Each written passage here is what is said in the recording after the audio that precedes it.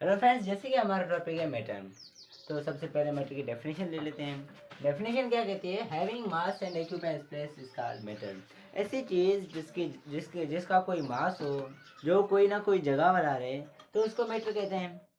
Example, जैसे ये marker है, इसका भी कोई वेट है और इसका भी कोई, ये भी कोई जगह एक्यूपाई कर रहा है।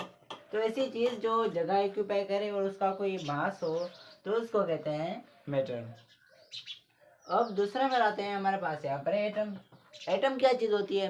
असल में एटम क्या होती है? एटम होती है, atom is the smallest particle of matter. Atom क्या होता है? किसी भी मैटर का स्मॉलेस्ट से स्मॉलेस्ट पार्टिकल होता है। जैसे हमारा स्कूल है, हमारे स्कूल का स्मॉलेस्ट पार्टिकल कौन सा है? स्मॉलेस्ट पार्टिकल जैसे कि ईंट है। ईंट हमारे स्कूल की क्या है? स्मॉलेस्ट पार्टिकल है। इसी तरह एटम की डेफिनेशन क्या बनती है? Atom is the smallest particle of the matter. Atom क्या है? मैटर का स्मॉलेस्ट पार्टिकल है। मैटर क्या है? ऐसी चीज जो वजन रखे और जगह वाला रहे। उसके बाद हमारे पास यहाँ पर लिखा पड़ा है इलेक्ट्रॉन, प्रोटॉन एंड न्यूट्रॉन। ये क्या चीज़ है? तो देखो, electron, proton, neutron, these are सब एटॉमिक पार्टिकल ऑफ एटम। ये एटम के सब एटॉमिक पार्टिकल, यानी एटम से भी छोटे इलेक्ट्रॉन, प्रोटॉन, न्यूट्रॉन हैं।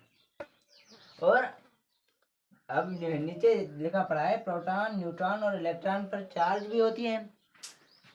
प्रोटॉन पर चार्ज कौन सी होती है? प्रोटॉन पर पॉजिटिव चार्ज होती है। न्यूट्रॉन पर चार्ज कौन सी होती है? भाई न्यूट्रॉन पर तो कोई भी चार्ज नहीं होती, वो न्यूट्रल होता है।